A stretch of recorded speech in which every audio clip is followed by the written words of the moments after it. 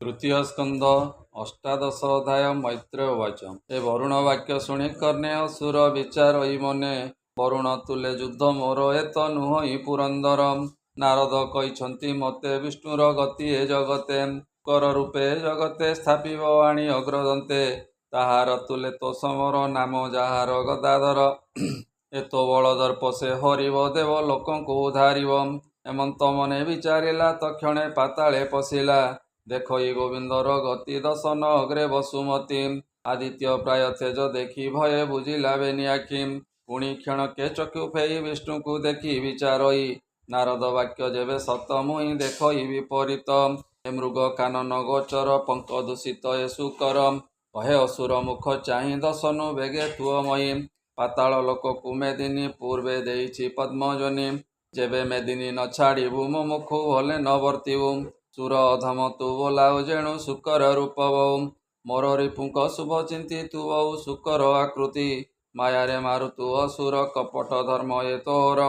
ତୋର ମୋହର ଗଦା ଯୁଧେ ତ୍ରିଦଶେ ଦେଖନ୍ତୁ ଆନନ୍ଦେ। ତୋର ମୂର୍ଧନି ଗଦା ଘାତେ ବେଗେ ଉଡ଼ିବ ମହାବାତେ। ବଳି ହରନ୍ତି ଯେବେ ଦେବେ ତୋର ମରଣ ଦେଖିବେ। ଏ ମୁସଳି ନାଶେ ବୃକ୍ଷ ଯେନେ ତ୍ରିଦଶେ ହୋଇବେ ତେସନେ। ଏମନ୍ତେ ଅସୁରର ବାଣୀ ତା ଶୁଣି କମ୍ପିଲା ଧରଣୀ। ଜଳେ ପଡ଼ିଲା ମହାକାଏ ଗୋବିନ୍ଦ ଦେଖି ଭୂମି ଭୟେ। ବରାହ ରୂପେ କୋପ ମନେ ସର୍ପ ପ୍ରହାରେ ହସ୍ତି ଯେନେ। କରିଣ ଗଦା ଦୃଢ଼ ପାଣି ବଜ୍ର ନିଷ୍ଠୁର ପ୍ରାୟ ଜାଣି। ବୋଲେ ବରାହ ମୁଖ ଚାହିଁ ତୋର ବଦନେ ଲଜ୍ଜା ନାହିଁ। ଦେବଙ୍କ ଈଶ୍ୱର ବୋଲାଉ ଶୁକର ରୂପ ଗୁଣ ବହୁ। ଏମନ୍ତେ ଅସୁର ବଚନେ କୋପ ବସିଲା ବିଷ୍ଣୁ ମନେ। ଧରଣୀ ସମୁଦ୍ରର କୂଳେ ଦନ୍ତୁ ରଖିଲେ ବିଷ୍ଣୁ ତଳେ। ଏ ନିଜ ମୂରତି ଗଦାଧର କିଏ ବା ଦେବା ପଟାନ୍ତର। ଦେଖି ଅନନ୍ତ ଦେବଗଣ କରନ୍ତି ପୁଷ୍ପ ବର୍ଷଣ। ବ୍ରହ୍ମାଦି ଦେବଗଣ ମିଳି ସ୍ତୁତି କରନ୍ତି ଭୁଜ ତୋଳି। ଅସୁର ଦେବ ସ୍ତୁତି ଶୁଣି କୋପେ ଉଠିଲା ଶିର ଝୁଣି। ବିଷ୍ଣୁର ହସ୍ତେ ଗଦା ସାଜେ କାଞ୍ଚନ ଯେସନେ ବିରାଜେ। କୋପେ କମ୍ପିଲେ ଭଗବାନ ଶୁଣି ଅସୁର ଦୁର୍ବଚନ। ପ୍ରଚଣ୍ଡ ମନ୍ଦ ମନ୍ଦ ଆସେ ଅସୁର ମୁଖ ଚାହିଁ ରୋଷେ। ମନ ବଚନ ସୂଚି ଭାବେ ମୋହ ମହିମା ଶୁଣାଇବେ। ଶ୍ରୀ ଭଗବାନ ବାଚନ।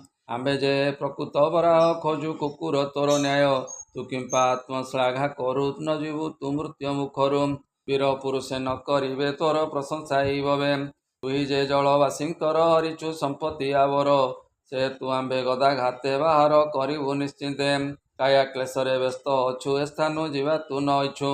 ତୋହର ପ୍ରାୟ ବୀରଗଣ ମୋ ତୁଲେ କେ କରି ବାରଣ।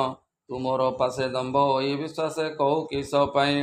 ଆକାଶେ ଦେବଗଣ ଯେତେ ଦେଖି ତୋହର ଗଦା ହସ୍ତେ। ଆକାଶ ଛାଡ଼ି ପଳାଇଲେ ମୋର ସଙ୍ଗତେ ମିଳିଲେ। ମୁଁ ଆଜି ସଂଗ୍ରାମ କରିବି ଏହାଙ୍କୁ ସଙ୍କଟୁ ତାରିବି। ଗଦା ପ୍ରହାରୀ ତୋର ହୃଦେ ଦେବଙ୍କୁ ସ୍ଥାପି ନିଜ ପଦେ। ଏମତେ ବରାହ ବଚନେ ହିରଣ୍ୟ ଶୁଣି କୋପ ମନେ। ସ୍ୱଭାବେ ଦୁଷ୍ଟ ମହାବଳୀ ଗର୍ଜଇ ଗଦା ହସ୍ତେ ତୋଳି। ଏ ଶବଦେ ଭୁବନ କମ୍ପିଲା ବରାହ ଅଙ୍ଗେ ପ୍ରହାରିଲା। ହରି ନିଜ ଭୁଜ ବଳେ ଦୁଷ୍ଟ ପ୍ରହାରୁ ବଞ୍ଚାଇଲେ। ପୁଣି ଅସୁର ଗଦା ହସ୍ତେ ପ୍ରଚଣ୍ଡ ଭାବେ ଶୂନ୍ୟ ପତେ।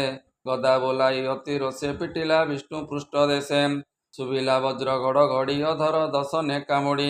ସେ ଗଦା ବଞ୍ଚାଇ ମୁରାରି ଦକ୍ଷିଣ କରେ ଗଦା ଧରି। ପିଲେ ଅସୁରର ମୁଣ୍ଡେ ବଜ୍ର ଯେସନେ ଗିରି ଖଣ୍ଡେ। ଏମତେ ହରି ହିରଣ୍ୟାକେ ଦେବେ ଦେଖନ୍ତି ଅନ୍ତରିକ୍ଷେ। ବେନି ଶରୀରେ ଗଦା ଘାତ ଶୁଭଇ ଯେନେ ବଜ୍ରପାତ। କିଣିବା ପ୍ରାୟ ଅନ୍ୟ ଅନ୍ୟ କରନ୍ତି ଯୁଦ୍ଧ କୋପ ମନେ। ଏ ଗଦା ପ୍ରହାରେ ଜାନୁ ବକ୍ଷେ କୋପ ବସିଲା ସେ ପ୍ରତ୍ୟକ୍ଷେ। ଫାଟିବ ହୋଇ ଶ୍ରୋଣୀଧାର ବିଶେଷେ ଯୁଦ୍ଧ ମହାଘୋର। ଗଦା ବିଚିତ୍ର ଗତି କରି ବେଗେ ପିଟଇ ଗଦା ଧରି। ଅନନ୍ୟ ଯୁଦ୍ଧ ଭୟଙ୍କର କମ୍ପଇ ଧରଣୀ ସାଗର। ଶବଦ ଶୁଭଇ ପ୍ରଚଣ୍ଡେ ଯେନେ ଯୁଝନ୍ତି ବେନି ଷଣ୍ଡେ। ମତେ ହରି ହିରଣ୍ୟାକେ ଯୁଦ୍ଧ ମେଳନ୍ତେ ଅନ୍ତରିକ୍ଷେ। ମିଳିଲେ ଦେବ ଋଷି ଆଦି କପୋଳେ ଅଞ୍ଜଳି ଆଚ୍ଛାଦି। ବିଧାତା ଶୂନ୍ୟ ପତେ ଥାଇ ସ୍ତୁତି କରନ୍ତି ବିଷ୍ଣୁ ଚାହିଁ। ବ୍ରହ୍ମ ଉବାଚ। ହେ ଦେବ ଦେବ ତୋ ଚରଣେ ଆମ୍ଭେ ଯେ ପଶିଲୁ ଶରଣେ। ଗୋରୁ ବ୍ରାହ୍ମଣ ଦେବଙ୍କର ନିଶ୍ଚୟ ଅନିଷ୍ଟ ଅସୁର। ନିର୍ଭୟ ଗଦା ଘେନି କରେ ଯୁଦ୍ଧର ଅର୍ଥେ ତିନି ପୁରେ। ଭ୍ରମଇ ଅତି ମହାରସେ ବାରଣ ଯେନେ ନିରଙ୍କୁଶେ। କାଳ କ୍ରୀଡ଼ଇ ଦିତି ବଳା ତିନି ଭୁବନେ କରେ ମେଳା। ଆମ୍ବକୁ ସଙ୍କଟୁ ଧରି ଏହାର ପ୍ରାଣ ବେଗେ ହରି। ଦେଖ ଏ ସନ୍ଧ୍ୟା ବିଭାବରୀ ଏ ଭୂମି ଲୋକ ଛନ୍ନ କରି। ଆସଇ ମହାଘୋର ରୂପେ ଭନାତ ଦେଖ ତୋ ସମୀପେ। ଆମ୍ଭରେ କ୍ଷୟ ଦିତି ବଳା ଦେଖା ତୋର ବିଷ୍ଣୁ ଲୀଳା। ମୁହୂର୍ତ୍ତ ଅଭିଜିତ ନାମ ସର୍ବମଙ୍ଗଳ ସୁଖ ଧାମ।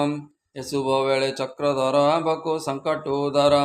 ଏମତେ ଅସୁର ବିନାଶ ଋଷି ଦେବତାଙ୍କୁ ଶ୍ୱାସ ବିକଳେ ସ୍ତୁତି କଲେ ବରାହ ରୂପୀ ପାଦ ତଳେ ସୁଜନେ ଚିନ୍ତି ଅନୁକ୍ଷଣେ ସେ ଯଜ୍ଞ ବରାହ ବରଣେ ସୁଜନେ ଚିନ୍ତି ଅନୁକ୍ଷଣେ ସେ ଯଜ୍ଞ ବରାହ ଚରଣେ ହରିଚରଣେ କରି ଆସ କହି ଜଗନ୍ନାଥ ଦାସ इति श्रीमद्भागवते महापुराणे परमहंस्यां सहितां 82 तृतीय स्कंदे हिरण्याक्ष युद्धकरणे नाम 18 अध्याय बोलानंदे कवार हरि हरि बोल।